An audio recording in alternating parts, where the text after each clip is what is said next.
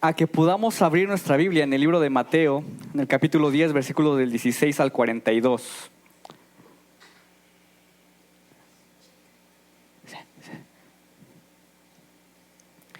Mateo 10, capítulo 10, versículos del 16 al 42.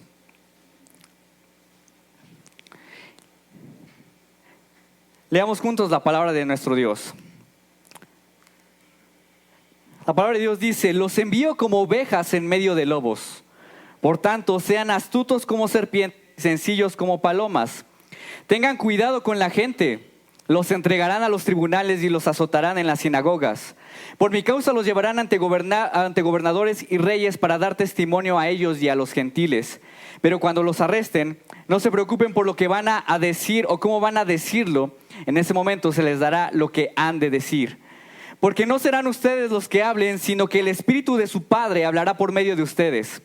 El hermano entregará la muerte al hermano y el padre al hijo. Los hijos se rebelarán contra sus padres y harán que los maten.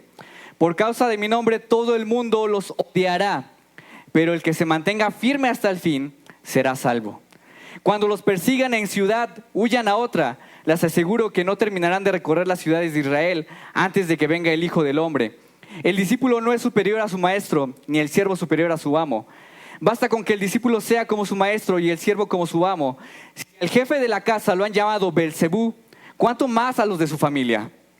Así que no les tengan miedo, porque no hay nada encubierto que no llegue a revelarse, ni nada escondido que no llegue a conocerse. Lo que les digo en la oscuridad, díganlo ustedes a plena luz. Lo que se les susurra al oído, proclámenlo desde la azotea. No teman a los que matan al cuerpo, pero no pueden matar el alma. Teman más bien al que puede destruir al alma y al cuerpo en el infierno. No se venden 2 gorriones por una monedita. Sin embargo, ni uno de ellos caerá a tierra sin que lo permita el Padre. Y Él les tiene contados a ustedes aún los cabellos de la cabeza. Así que no tengan miedo. Ustedes valen más que muchos gorriones. A cualquiera que me reconozca delante de los demás, yo también lo reconoceré delante de mi Padre que está en el cielo. Pero a cualquiera que me desconozca delante de los demás, yo también lo desconoceré delante de mi Padre que está en el cielo. No crean que he venido a traer paz a la tierra. No vine a traer paz sino espada. Porque he venido a poner en conflicto al hombre contra su padre, a la hija contra su madre, a la nuera contra su suegra. Los enemigos de cada cual serán los de su propia familia. El que quiera a su padre o a su madre más que a mí, no es digno de mí. El que quiera a su hijo o a su hija más que a mí, no es digno de mí. Y el que no toma su cruz y me sigue, no es digno de mí. El que encuentre su vida la perderá, y el que la pierda por mi causa la encontrará. Quien los recibe a ustedes, me recibe a mí, y quien me recibe a mí, recibe al que me envió. Cualquiera que recibe a un profeta por tratarse de un profeta, recibirá recompensa de profeta. Y el que recibe a un justo por tratarse de un justo, recibirá recompensa de justo. Y quien dé siquiera un vaso de agua fresca a uno de estos pequeños por tratarse uno de mis discípulos, les aseguro que no perderá su recompensa. Oremos. Amado Padre Celestial, gracias te damos por la bendición de escuchar tu palabra, de ser hablados a través de ella. Señor, te pedimos que tú nos guíes a través de tu Espíritu para deleitarnos en las maravillas de tu palabra, de tu ley, y que tú me uses como solo un instrumento de tu gracia, de tu amor, para que tu palabra sea extendida a nuestros corazones y podamos abrazarla para vivir con firmeza tu evangelio. Guíanos, guárdanos. En el nombre de Jesús oramos. Amén. ¿Qué pensarías si en lugar de promesas de éxito, un líder se acercara a ti a invitarte a su movimiento y solo te prometiera sangre, sudor y lágrimas? Esto fue lo que compartió Winston Churchill el 13 de mayo de 1940 ante la Cámara de los Comunes, poco después de convertirse en primer ministro británico. Las fuerzas nazis avanzaban implacablemente por toda Europa y Churchill quería hablar de la gravedad del momento. Pero no recurrió a palabras dulces, no recurrió a suavizar la realidad. En cambio dijo esto: no tengo más que prometerles lucha y sufrimiento. Un extracto de su discurso es el siguiente: diré a la Cámara, como dije a aquellos que se han unido a este gobierno, no tengo nada que ofrecer sino sangre, esfuerzo, lágrimas y sudor. Preguntarán, ¿cuál es nuestra política? se los diré: hacer la guerra por mar, por tierra y por aire, y con toda nuestra fuerza y con todo el poder que Dios nos pueda dar. Hacer la guerra contra una monstruosa tiranía nunca superada en el oscuro y lamentable catálogo de los crímenes de la humanidad. Preguntarán: ¿cuál es nuestra meta?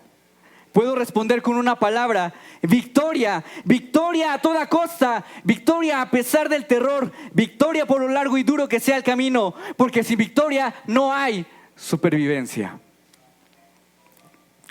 Este fue un discurso histórico que dio Winston Churchill, que impulsó a los británicos para que puedan mantener las fuerzas y la resistencia y enfrentar esta amenaza. Ahora, cuando leemos este texto, nos encontramos con algo parecido. El Rey Jesús se levanta en medio de sus delegados y les dice básicamente que solamente les puede prometer esto: sufrimiento, luchas, al seguir en esta misión de compasión. La misión de compasión que el pastor nos habló la semana pasada. Pero ¿por qué Jesús usa palabras tan amenazantes? ¿Qué acaso quiere espantar a sus discípulos? La predicación tiene por título: el llamado del Rey. El llamado del Rey. Jesús es muy honesto con sus discípulos y desde este primer momento les está diciendo la dura realidad de esta misión de compasión. La misión para alcanzar a otros es dura, es difícil, tiene un costo. Pero ¿cuál es este costo para los creyentes? ¿Cuál es el costo de la misión del Rey? Y lo vamos a ver a través de 3 puntos. Oposición en un mundo hostil. 2, enfrentar tus temores. Y 3, cargar tu cruz. Veamos el primer punto. Mateo 10:16 dice: los envío como ovejas en medio de lobos. Por tanto, sean astutos como serpientes y sencillos como palomas. Lo primero que vemos en este discurso es que Jesús le dice a sus discípulos: va a haber lobos en medio del camino, gente que va a querer dañarlos. Y no les dice rodéenlos, huyan, sino Él dice que Él mismo los envía ahí en medio de los lobos. ¿Cómo? Si tú tuvieras la oportunidad de evitar el peligro a la gente que amas, no los mandarías directo al mal, ¿verdad? ¿Qué está haciendo aquí Jesús? No es que Jesús no ame a sus discípulos. Más bien lo que le está diciendo es que esta misión para alcanzar a otros tiene que ser puesta en marcha en este mundo hostil. En medio de este mundo hostil. Porque a comparación de lo que algunas personas piensan, el cristianismo no es un estilo de vida donde te tienes que esconder, donde te tienes que apartar del mundo. Ese no es el cristianismo. Donde tienes que encerrarte en tu templo. Eso no es. El llamado es a involucrarte en el mundo activamente. Involucrarte para llevar la luz del evangelio en cada área del planeta. Ese es nuestro llamado. Jesús lo dijo en el primer discurso: ustedes son la luz del mundo. Una ciudad en lo alto de una colina no puede esconderse. Hagan brillar su luz delante de todos, para que ellos puedan ver las buenas obras de ustedes y alaben al Padre que está en el cielo. El cristianismo es diferente a aquellas corrientes religiosas que creen que tienen que alejarse de las personas para mantenerse puras en este mundo. Eso no es el evangelio. Jesús te envía a vivir en medio de ellas. Jesús te envía a vivir, a trabajar con ellas, relacionarte con ellas. Por eso nos dice: sean astutos como serpientes. Sean estratégicos en cómo hablan de mí. Sean prudentes en compartir la luz del evangelio en el momento adecuado, en el lugar adecuado, en el momento preciso. Pero también sin dejar de ser luz. Hendrickson explica este versículo de esta manera: esta sagacidad nunca incluye un compromiso con el mal. Jesús enseña que es deber del hombre no solamente ser sagaz como las serpientes, sino también inocente como las palomas. Inocente como las palomas. Algunos postulados de fe enseñan su credo engañando, ¿verdad? Enseñan su credo de una manera coercitiva. Pero ese no es el caso del cristianismo. El llamado es a no perder nuestra humildad, la humildad que representa al Rey cuando compartimos de Jesús. Por eso, un discípulo de Jesús que piensa que por el hecho de tener fe es mejor, que se presenta delante de otros con superioridad moral, un discípulo que se presenta con eso, una superioridad moral, ni es sencillo, ni es sagaz, ni es luz. Como hijos de Dios, entendemos esta humildad porque hemos recibido la gracia de Dios y podemos compartirla a otros. Ahora, nosotros podemos buscar equilibrar esto entre ser sagaces y entre ser humildes como palomas, pero Jesús dice, es inevitable la oposición. A pesar de eso, se van a poner. Mateo 10, 18 al 19 dice, tengan cuidado con la gente, los entregarán a los tribunales y los azotarán en las sinagogas. Por mi causa los llevarán ante gobernadores y reyes para dar testimonio a ellos y a los gentiles. Pero cuando los arresten, no se preocupen por lo que van a decir o cómo van a decirlo en ese momento. Se les dará lo que han de decir. Jesús advierte y les dice a sus discípulos, tengan cuidado con las sinagogas y los concilios. Y estas eran las autoridades locales judías, ¿verdad? Lo entendemos así. Lo que está diciendo Jesús es que su propia gente los va a rechazar. Los van a rechazar su propia gente por su fe. Pero también no se queda ahí. Habla acerca de las autoridades gentiles de ese momento, reyes, gobernadores, las autoridades imperiales de ese momento. Y básicamente lo que le está diciendo Jesús a los discípulos de hoy y de hoy en día también es que la oposición no solamente es local, sino global que vamos a tener. Que el cristianismo no va a ser recibido por muchas autoridades ni por muchas culturas. Imaginen escuchar esto en una época donde la obediencia al Estado era muy importante. Imagínense escuchar esto en donde la obediencia y tacharte como rebelde del Estado sería una humillación. Y que los discípulos estén escuchando estas palabras. Y aquí surge una gran pregunta. ¿Por qué? ¿Por qué tiene el cristianismo? ¿Qué tiene el cristianismo que provoca esta incomodidad, este rechazo? ¿Por qué no vemos esa oposición en el budismo? ¿Por qué no vemos esa oposición en el islam como lo hacen en el cristianismo? Y la respuesta es porque desde sus inicios el cristianismo siempre ha sido contracultural. El cristianismo siempre ha agitado, ha confrontado el pecado de las culturas. Y no es porque sea un movimiento revolucionario de izquierda o de derecha. No es porque el cristianismo sea simplemente antisistema. No es solo eso. Nosotros somos antipecado. Por eso nos van a odiar. Por eso esta postura confronta a cualquier nación, estructura de poder o ideología que quiera vivir sin rendir cuentas a Dios. Por eso nos van a odiar. Un ejemplo, pensemos en la antigua Roma. La antigua Roma, si tú has visto las películas como Gladiador, ahí ¿qué pasaba? Compraban a las personas, eran vistas como propiedad los esclavos y eran vendidos para enfrentarse en coliseos para el entretenimiento de la gente, ¿verdad? En la antigua Roma también, si tú investigas, te vas a dar cuenta que a los hijos no se les veía como hijos, eran una propiedad. Y si tú tenías un hijo, un bebé, podías desecharlo sin problema. En la antigua Roma también las mujeres no eran vistas como iguales, eran inferiores al hombre. ¿Sí? También, y también incluso los esclavos también eran vistos como alguien inferiores, de baja categoría. Pero, ¿qué hicieron los seguidores de Jesús? ¿Qué hicieron ellos en ese momento? Los esclavos no eran vistos como una propiedad, eran vistos como hermanos. Son nuestros hermanos. E incluso tú vas a darte cuenta que los esclavos a veces hasta se casaban con personas de otro estrato social. Y esto era un escándalo. Se reunían a alabar juntos al Señor. Era un escándalo. Y se casaban entre ellos. Incluso había esclavos que eran pastores de iglesia, tenían cargos en la iglesia. La iglesia recogía de los basureros a los bebés abandonados y les daban un hogar. La iglesia también le dio un lugar a la mujer.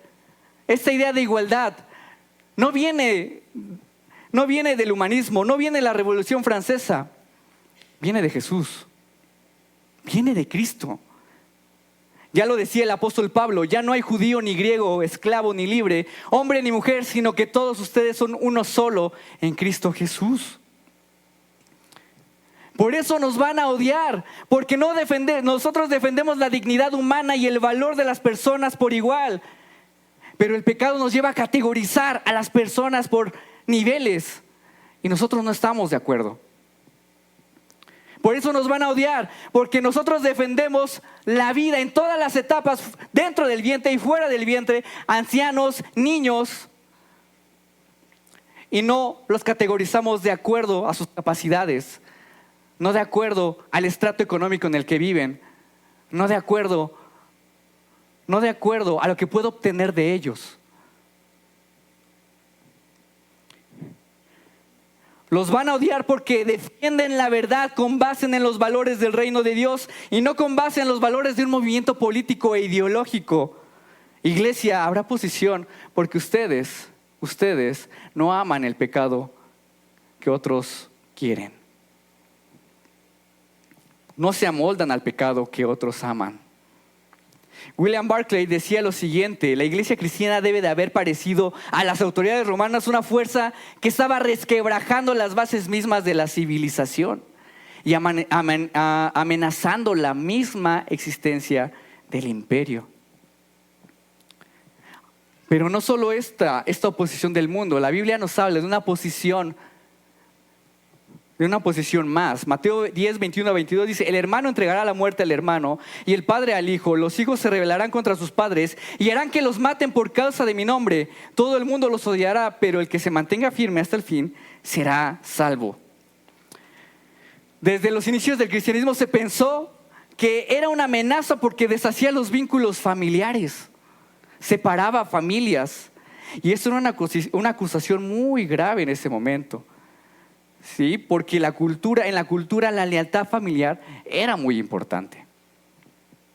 Imagínense que un hijo de ese tiempo de pronto dejara su fe judía ancestral y de pronto comenzara a seguir a un carpintero en ese momento. El movimiento de un carpintero. Imagínense que una mujer griega de pronto se empezara a reunir con otras personas que dicen que Dios se hizo carne y hueso y Él se murió en una cruz. Eso era un desafío para la cultura, un desafío para la familia. Pablo habla acerca de que en esta misión de compasión para tanto el judío como para el griego, el cristianismo sería tropiezo o locura. Y por eso ellos eran entregados por las familias. Por eso ellos eran traicionados por ellos, porque desafiaban la unidad familiar. Mateo 10, 34 al 36 dice: no crean que he venido a traer paz a la tierra. No vine a traer paz sino espada, porque he venido a poner en conflicto al hombre contra su padre, a la hija contra su madre, a la nuera contra su suegra. Los enemigos de cada cual serán las de su propia familia. ¿Cómo? ¿No se supone que el cristianismo es amor y ternura? ¿No se supone que uno de los nombres de Jesús es príncipe de paz? ¿Por qué trae división? Bueno, lo que Jesús está diciendo es que este mensaje de salvación va a dividir a muchos. ¿Sabes por qué? Porque la misión de compasión nos llama a cambiar nuestra lealtad a esos ídolos que tanto nos gustan para abrazar nuestra lealtad a Jesús.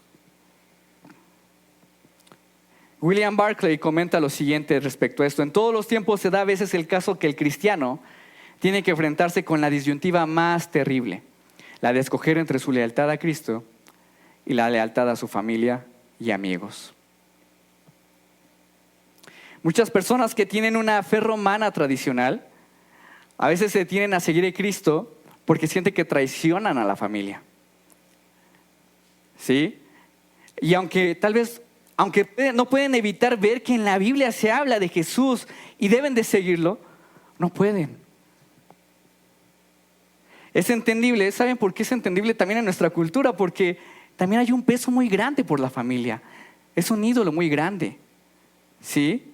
Porque consideramos que es parte de nuestra identidad. ¿Cómo voy a fallarles? ¿Sí? ¿Cómo voy a decepcionarlos? ¿Cómo voy a traicionar a los que me cuidaron y me vieron crecer? Conozco a muchos que se convierten en cristianos y su familia los trataba con tanto cariño y de pronto cambian con ellos. Los rechazan, ya no los invitan como antes a ciertos lugares, ¿verdad? Los ven como bichos raros y a veces hasta te hacen creer que tú eres el problema, que tú tienes la culpa.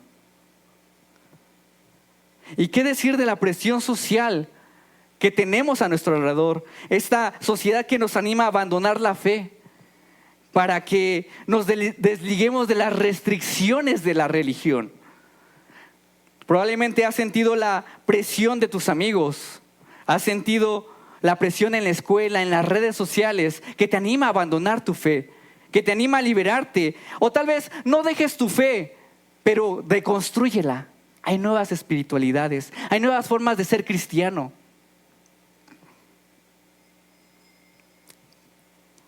¿Y cuál es la respuesta de Jesús ante esto? Ante esta presión global. Mateo 10:25 dice: basta con que el discípulo sea como su maestro y el siervo como su amo. Si al jefe de la casa lo han llamado Belcebú, ¿cuántos más a los de la familia?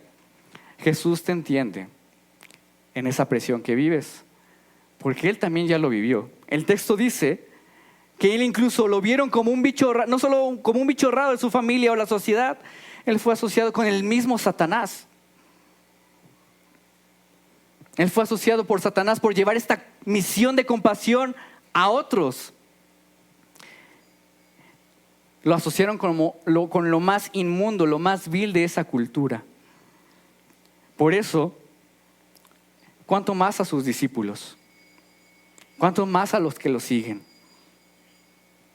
Y esto no debería, a veces podríamos pensar, esto qué triste, ¿no? Que te puedan asociar con lo peor por tu fe. Pero esto no debería de darte tristeza. Más bien, descanso. Jameson dice lo siguiente con respecto a esta parte. Dice: en las tres relaciones, maestro, amo, jefe de familia, ellos están ligados a Él. No pueden esperar pasarlo mejor que Él y deberían estar contentos si no sufren más que Él. Es verdad, nos pueden asociar como raros, te pueden asociar como anticuado por tu fe. Te pueden hasta decir que das vergüenza ajena. Pero al final, ¿sabes qué? Nos están asociando con el Rey. Nos están asociando con el Salvador del universo. Y no hay mayor honor para el cristiano que el mundo incluso reconozca, ya sea hasta negativamente, que eres su seguidor. ¿Sí? Que eres su seguidor, que eres parte de su familia. En China, en el 2018, no hace mucho, un pastor llamado Wang Yi fue condenado a 9 años de prisión y fue condenado con lo siguiente, esta etiqueta: subversión del poder del Estado. Así le pusieron. Y en una carta previa a su arresto hablaba de que él no podía obedecer las leyes humanas que lo restringían a desobedecer la Biblia, que lo llevaban a desobedecer la Biblia, a no reunirse en la iglesia, a no leer su palabra. Y aunque podríamos pensar que él podría estar avergonzado porque es un rebelde del Estado, él decía lo siguiente: morir por esta causa es un privilegio que no merezco. Cristo es mi Rey y ningún poder humano puede quitármelo. Wang Yi sigue encarcelado hasta el momento y no se sabe casi nada de él. Pero su carta sigue motivando a las personas que siguen teniendo presión por su fe. Sigue motivando a muchas personas hoy en día que son perseguidos por su fe. Entonces, ¿es posible ser objeto de desagrado de alguien? Si eres cristiano, tenlo por seguro. Pero sin duda es una marca de un verdadero discípulo. Sin embargo, hay otro costo por seguir a Jesús, y también no es muy agradable, sobre todo si vives para las personas, enfrentar tus temores. Mateo 10, 26 al 27 dice: así que no les tengan miedo, porque no hay nada encubierto que no llegue a revelarse, ni nada escondido que no llegue a conocerse. Lo que les digo en la oscuridad, díganlo ustedes en plena luz. Lo que se les susurra al oído, proclámenlo desde las azoteas.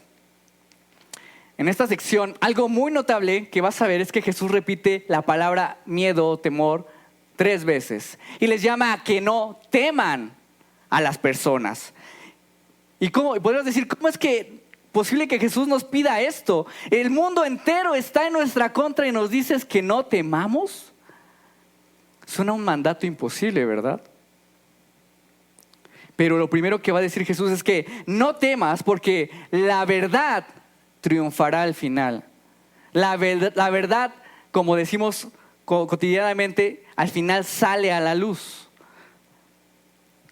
En Escocia, Andrew Melville fue un erudito académico escocés que él llevó el liderazgo de la reforma ahí en su país y se enfrentó en 1597 al rey Jacobo VI.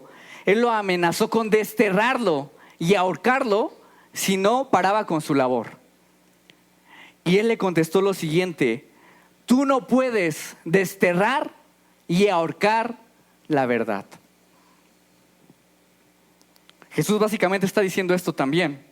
No teman a la oposición, no teman a las calumnias o a las mentiras que pueden venir a ustedes, porque al final la verdad será revelada. Al final todo será mostrado, todo será expuesto. Las acusaciones pueden censurarnos, pueden silenciarnos o hasta amenazarnos, pero no pueden censurar la verdad, no pueden encarcelar la verdad. Porque la verdad, más que un concepto, ¿saben qué es? Es una persona. La verdad es Cristo. Lo dice Juan 14, 6. Dice: yo soy el camino, la verdad y la vida, le contestó Jesús. Nadie llega al Padre sino por mí. Si la verdad es una persona, significa que no se puede encarcelar a Jesús. Si la verdad reside en el Rey Jesús, ¿quién puede silenciar sus edictos? ¿Quién puede silenciar sus sentencias? Nadie puede silenciar a Cristo. Nadie puede silenciar a sus mensajeros. Por eso Jesús dice: hablen con libertad, proclamen la verdad hoy, enfrenten el mal con verdad y no con miedo. Somos libres de las cadenas, de las mentiras de este siglo. Somos libres de las acusaciones. ¿Y no te da eso alegría? Eres libre. Pues entonces, si eso te da gozo, habla con verdad, habla con libertad. Sé libre de las opiniones de la esclavitud, de las opiniones de las personas, en tu escuela, en tu trabajo, en tu familia. Eres libre. La verdad te da descanso en medio de este mundo injusto. La verdad nos da paz en las calumnias, mentiras, traiciones que has recibido. Pero, ¿qué pasa si te quieren dañar por decir la verdad? ¿Qué pasa si te quieren afectar? Jesús contesta: no teman a los que matan al cuerpo, pero no pueden matar el alma. Teman más bien al que puede destruir el alma y el cuerpo en el infierno. Jesús aquí hace un contraste muy claro, ¿no lo es? Entre el temor a Dios y el temor a las personas. No se puede, lo que está diciendo Jesús es que no se puede comparar el temor a las personas con el temor a Dios, porque el temor a las personas se queda pequeño a comparación de Dios. Y podrías decir, pero no es una afirmación temeraria, porque las personas sí te pueden hacer daño. ¿Sí? Pero Jesús no niega esto. Hasta Él dice: sí, las personas hasta tienen la capacidad de hasta quitarte la vida por tu fe. No niega eso. Pero más bien, lo que está diciendo Jesús es que el costo de esta misión es hasta la muerte. Y cuando estamos cara a cara al Dios Todopoderoso, cuando estamos delante de su presencia, ¿sí?, el dueño del universo, Él tiene el control. Pero ¿sabes qué? Él no solo tiene el control de las cosas presentes. Dice el texto, Él tiene el control de la eternidad de la humanidad. Él tiene el control del castigo eterno de las personas. La palabra que aquí Dios usa, o Jesús usa para describir que Dios puede destruir el alma, ¿sabes qué significa? Castigo eterno. Castigo eterno. Entonces, solo Dios tiene ese control de la eternidad de los hombres. Por eso, por mucho poder que tengan las personas, por mucha influencia que tengan las personas en cuanto a dinero, en cuanto a fama, por mucha presión que puedan ejercer las personas contra ti, tú recuerda esto: ellos no tienen acceso al juicio de Dios sobre ti. Ellos no tienen acceso ni siquiera al juicio de Dios sobre ellos. No temas. Y esto de alguna manera desconcertaba a las autoridades romanas de ese momento. ¿Cómo es posible que los cristianos que están a punto de ser devorados por leones estén cantando en ese momento? ¿Por qué no nos temen? ¿Por qué no dicen nada? ¿Por qué no se sienten presionados? ¿Sabes por qué? ¿Por qué no tenemos miedo? Porque aunque destruyan nuestros cuerpos, no tienen acceso al juicio eterno de Dios. No pueden. No tienen acceso a mi vínculo con el Dios Todopoderoso a través de Cristo. Nadie tiene acceso a ese vínculo en nuestras vidas. Y esto es liberador en todos los sentidos, ¿verdad? ¿Por qué? Porque aun cuando puedan condenarte por tu fe en tu trabajo, aun cuando puedan condenarte en la escuela, en casa, aun cuando te presionen y te quieran decir, témeme, yo tengo el control sobre tu vida. Cuando el mundo te juzgue y te señale, te critiquen y te hagan pensar que tienen poder sobre ti, tú puedes decir claramente, no es verdad. No es verdad. Podemos contestar como el apóstol Pablo: ya no hay ninguna condenación para los que están unidos a Cristo Jesús. Ya no hay condenación. Cristo fue condenado por mis pecados en la cruz y los ha perdonado completamente. Cristo me ha liberado del temor. Ese es nuestro lema, iglesia. En medio de la presión, nadie puede condenarme. Nadie tiene acceso a eso. El único que sí podía condenarme ya lo llevó por mí en la cruz. Ya lo llevó. Así que, iglesia, sal en medio de este mundo. Sé sal en este mundo insípido para dar sabor con la luz de Cristo. No temas, habla con libertad. Pero también no temas, porque lo que va a decir Jesús es que eres más valioso de lo que tú pudieras imaginar para Dios. Mateo 10, 29, 31 dice: ¿no se venden 2 gorriones por una monedita? Sin embargo, ni uno de ellos caerá a tierra sin que lo permita el Padre. Y les tiene contados ustedes aún los cabellos de la cabeza. Así que no tengan miedo, ustedes valen más que muchos gorriones. Jesús retoma la ilustración de los pajaritos de su primer discurso en Mateo 5, ¿recuerdas? Y él dice que en esos tiempos los gorriones eran el alimento más barato en el mercado para la gente pobre. Si comprabas más, te salían a mayoreo, ¿no? Y tal vez para la gente esos gorriones no valían nada. Pero lo que está diciendo Jesús es: para mí valen mucho. Porque yo las cuido, yo las sustento, yo las quiero, yo las protejo. Ahora, ustedes son más valiosos que gorriones. Ustedes son más valiosos que ellos. Y esto generaba una gran paz a los cristianos, y nos debe generar también paz a ti y a mí, porque Jesús sabe que en algún momento de nuestras vidas, a ser rechazados, a ser alejados, en esta posición, vas a sentir que no vales nada. Vas a sentir que nadie te aprecia. Vas a decir: en el mundo, en mi trabajo, no aprecian lo que hago. Mi familia no aprecia lo que hago. Yo pido por ellos y ellos me rechazan. No me escuchan. Me tratan diferente. Y entre tanto desprecio serás tentado a pensar que no vales nada. Pero Jesús dice: no temas. No es verdad. Tú vales mucho para mí. Yo te quiero a ti. No hagas caso a esas voces, porque para mí no hay nada más valioso que tú en esta misión. Entonces, iglesia, el precio de seguir a Jesús no es fácil, no. ¿Hay hostilidad? Claro. ¿Hay muchos temores? Sí, pero nunca condenación en Cristo Jesús.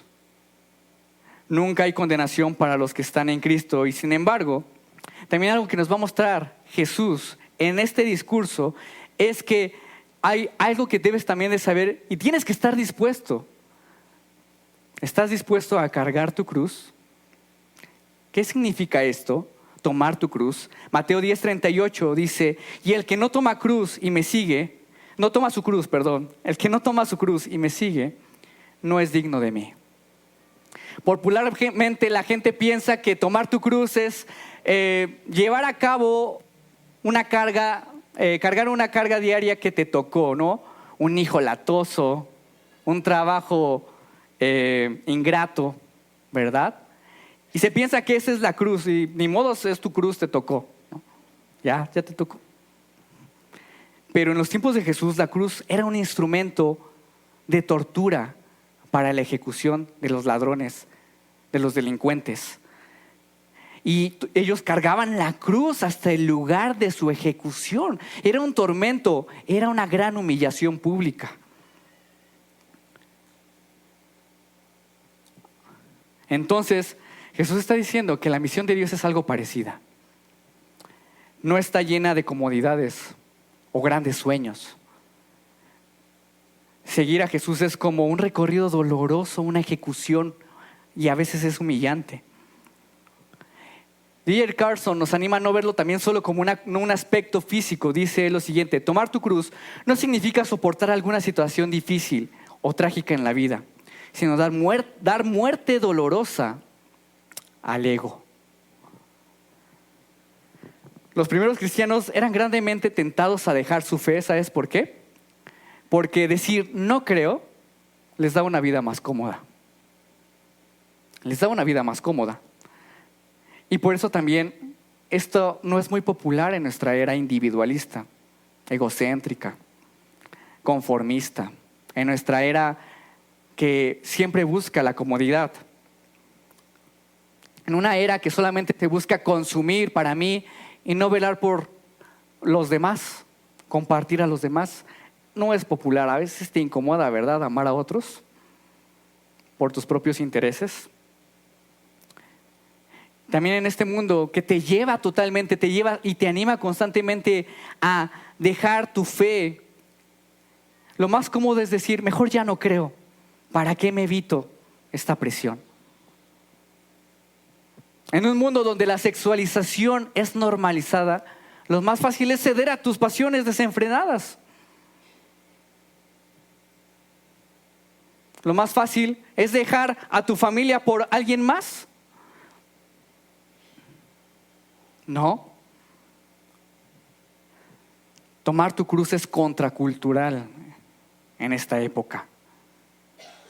En un mundo que celebra el disfrute, que celebra el individualismo, no es cómodo esto. Y aunque para los ojos terrenales pudiera parecer que esto es un desperdicio, algo que va a responder Jesús a esto es, ¿sabes? Si tú tomas la misión de Dios, tomas tu cruz, no es un desperdicio, es una inversión eterna. Velo de esta manera: el que encuentra su vida, la perderá. Y el que la pierda por mi causa, la encontrará. Puede que las personas crean que nosotros desperdiciamos nuestra vida, que nos estamos perdiendo lo mejor del sexo, que nos estamos perdiendo los mejores placeres, que estamos desperdiciando el tiempo al venir aquí. Podrías estar haciendo algo más divertido. Que estás desperdiciando tu tiempo al venir aquí en un día a la semana. Que estás desperdiciando tiempo al ir a reuniones con matrimonios, a ir a reuniones con jóvenes. Que estás desperdiciando tu dinero al ofrendarlo aquí en la iglesia para las necesidades de las personas.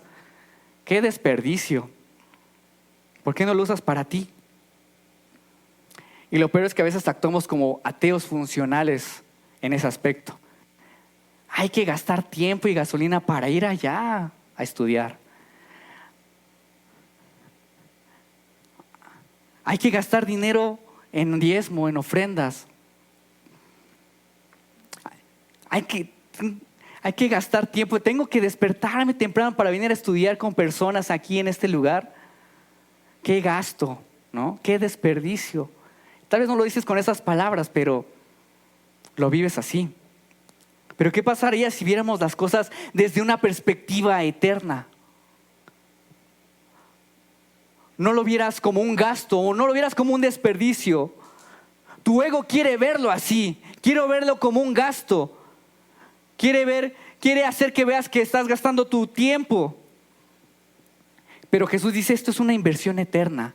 Lo que das con tu vida entera, lo que mata tu ego, lo que haces con tu tiempo, con tu dinero, con tu sexualidad, no es un gasto, es una inversión eterna. Tiene implicaciones eternas para Dios. Jim Elliot fue un misionero estadounidense que murió en Ecuador mientras evangelizaba a la tribu Auca. No sé si lo conozcas a Jim Elliot. Y él entregó su vida entera en esta misión. Murió dando su vida por el evangelio. Murió a manos de los que evangelizaba. Y él decía lo siguiente: no es tonto aquel que da lo que no puede conservar para ganar lo que no puede perder. Parece trabalenguas otra vez, ¿no? No es tonto aquel que da lo que no puede conservar para ganar lo que no puede perder. Básicamente él decía que invertir la vida en la búsqueda de lo eterno, aunque implique sacrificio, aunque implique dolor, no es un desperdicio. Aunque implique dolor en lo temporal, es una inversión sabia y no una tontería. Es más tonto invertir todo de ti en algo que no vas a conservar. Pero es más sabio invertir en una recompensa que va a durar para siempre.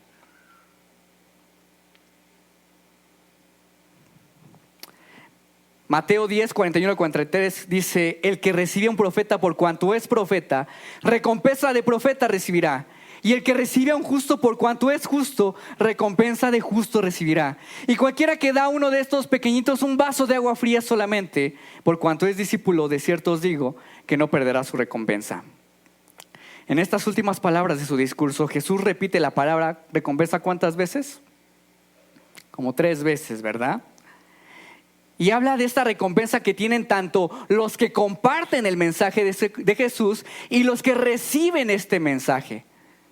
¿Sí? Y algunos ciertamente cuando les hables te van a rechazar, ya vimos, se van a oponer, van a reaccionar mal, pero hay unos que no. Habrá algunos que hasta responden con hospitalidad. ¿Por qué? Porque a través de ti recibieron una gran recompensa. ¿Qué será? ¿Fama? ¿Recibieron de ti gloria? ¿Recibieron dinero? Recibieron a Jesús. Esa es la recompensa del que está en la misión y del que recibe el mensaje de la misión. Entonces, y aunque Jesús retoma esta ilustración del agua fría, aunque diga, aunque las personas puedan darte, aunque sea un vaso de agua fría, que era la hospitalidad más humilde de los pobres, dice Jesús que Dios lo ve. Dios lo ve. Esas pequeñas cosas, Dios las ve. Por eso, aunque hagas pequeñas cosas en la misión de compasión, aunque parezcan pequeñas, aunque tal vez no las valoren, Dios sí las ve, Dios sí las valora. Y dice que ciertamente ya tienes tu recompensa, el Hijo, Cristo. Así que, por muy pequeña que parezca la tarea que estás haciendo aquí, con tu familia, para poder extender el reino de Dios, por muy pequeña que parezca la tarea de decir, estoy sentando gente nada más aquí, o barrer, o orar por mi hijo, compartirles de Dios, Dios sí lo ve. Tal vez no lo valoran tus hijos en este momento. Tal vez no lo valoran también las personas en tu trabajo también, tu familia. Pero Dios sí lo ve. Dios sí ve lo que haces por la vida de tus hijos. Anímalos en amor. Cristo lo ve, Dios lo ve. Lo que haces con tu dinero, Dios lo ve. Y lo que haces con tu dinero para compartir la luz del Evangelio, Dios lo ve.